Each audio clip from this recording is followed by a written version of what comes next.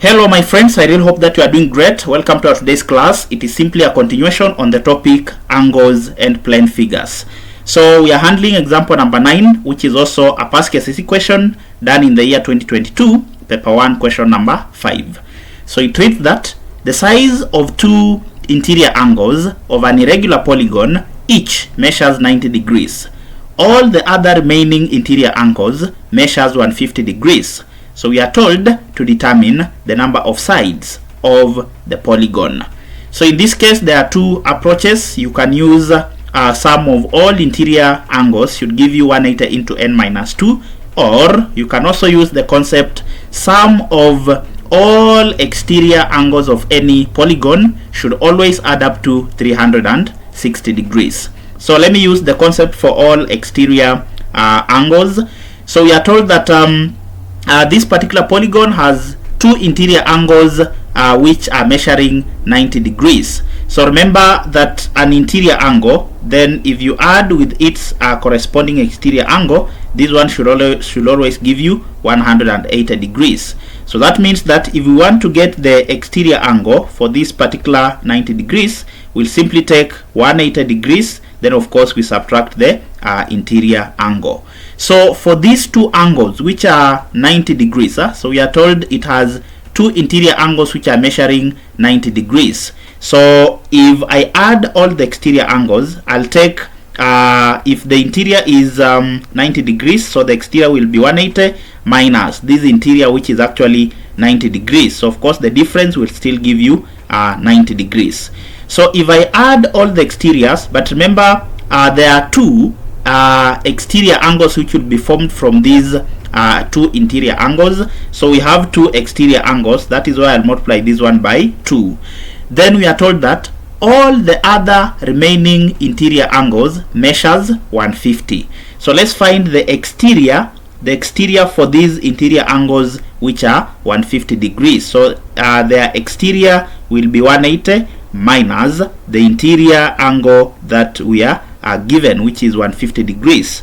So this will give us the exteriors of 180 then minus 150 degrees. So of course the difference is going to give you 30 degrees. So it means the exterior angles formed from this particular interior of 150 degrees will actually be 30 degrees. Then there is one fact that we know: if you add all the exterior angles of any polygon, they are supposed to give you 360 degrees. So if I add all the exteriors, so we have an exterior of 90 degrees, but these are two angles. So the exterior of 90 degrees plus the other exterior of 90 degrees, because there are two interiors which will form two exterior angles. Then the other remaining exteriors, they are actually the other remaining interiors, they have 150 degrees. Their corresponding exterior angles is 30 degrees. Then you also need to remember that the number of angles that will be formed will always be equal to the number of sides which are formed. So the remaining angles, of which each is 30 degrees, so those particular angles, because we know that a polygon, the total number of sides of the polygon is n, it means the remaining angles or the remaining sides that will be worth each having an exterior of 30 degrees, they will be n, the total number of sides, minus the 2, that is the 90 and the 90, so n minus 2 angles. So these are the remaining angles when you subtract the two angles which have an interior and an exterior of 90 degrees. So the remaining angles will actually be n angles, because the total number of angles must always be equal to the total number of sides. Therefore, if each of the remaining exterior angle is 30 degrees, then it means all the remaining exterior angles will be 30 multiplied by the number of exterior angles which are remaining, which is n minus the 2 that we have already removed. So this will give us the sum of all exterior angles, of course, which should always be equal to 360 degrees. So 90 plus 90, you will get 180 degrees, then plus 30 times n, you will get 30n, then 30 times 2, you will get 60 degrees. So this one is equals to 360 degrees. So that simply means that 30n will be equal to 360, then minus 180, then I add 60 degrees. So 30n will actually be equal to, so if I take 360, then I subtract 180, then I add 60 degrees, I'm going to get 240. So this will give me 240. So that means the number of sides will be equivalent to 40. Then we divide by 30, of course, which will give us 8 sides. So this one will give us 8 sides. So it means the number of sides of this particular polygon will actually be 8. You can also approach the same question in this particular manner, that if you add all the interior angles, they should give you 180 into n minus, that is n minus 2.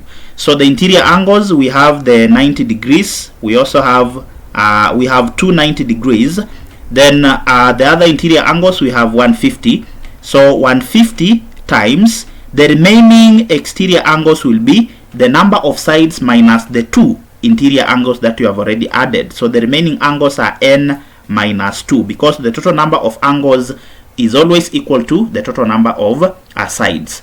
For example, to understand that better, just take an example of a triangle. So a triangle has 1, 2, 3 sides.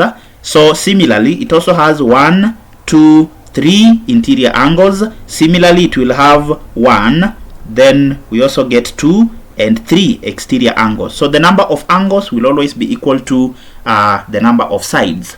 So if we remove 2 sides, it means the remaining angles will be n minus 2. So because the total angles should be n, or the total number of sides.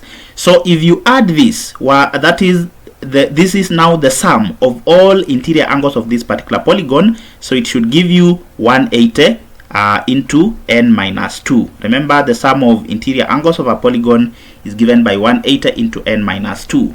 So 90 by 90, you will get 180 degrees. Then you add 150n, then of course minus 150 by 2, you are going to get 300. So this should give us 180 times n, you will get 180 n, then minus 360. Then of course we collect the like terms.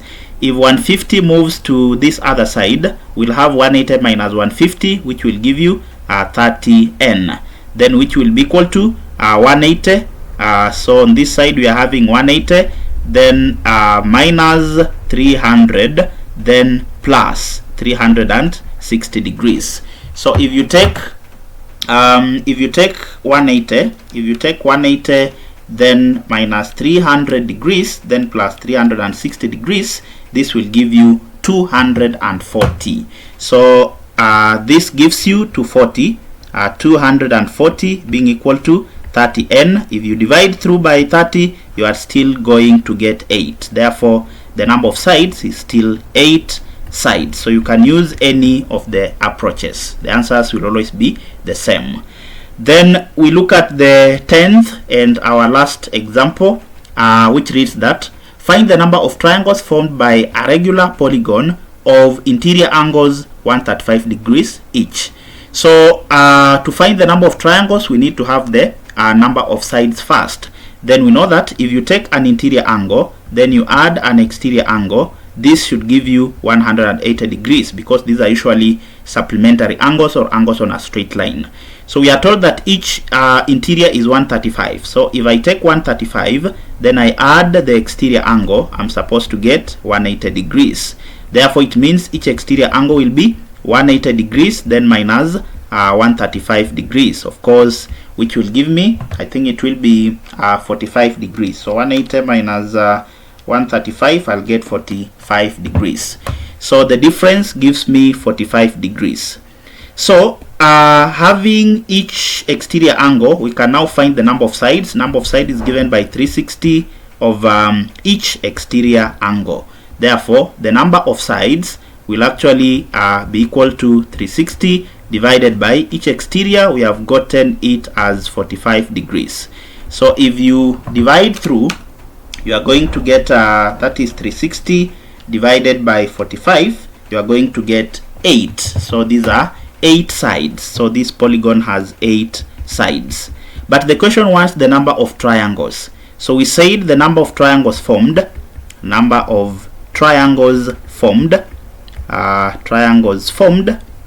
by a polygon is given by n minus 2. So this will be 8, then of course minus 2, which will be equal to 6 triangles. So 6 triangles will be formed from this polygon. To understand this better, again, you can just try with maybe a 4-sided figure or even a 5-sided figure. If you try to join the triangles here, I'm going to have one triangle here. We also have another triangle there. So we have 1, 2, 3 triangles. So remember, this is one side. We have 2, we have 3, we have 4, then we have 5. So the number of triangles will be n minus 2, which will be 5 minus 2, which actually gives you 3. And clearly you can see we have 1, 2, 3 triangles. So this formula is actually true. So this is the last lesson on the topic angles and plane figures. So next, in our next lessons, we'll be looking at Form 2 works. Then of course next week on Tuesday from 2:30, we'll also be looking at another Form 1 topic.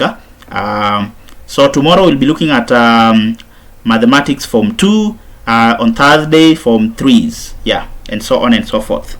Thank you very much. Until next time, this is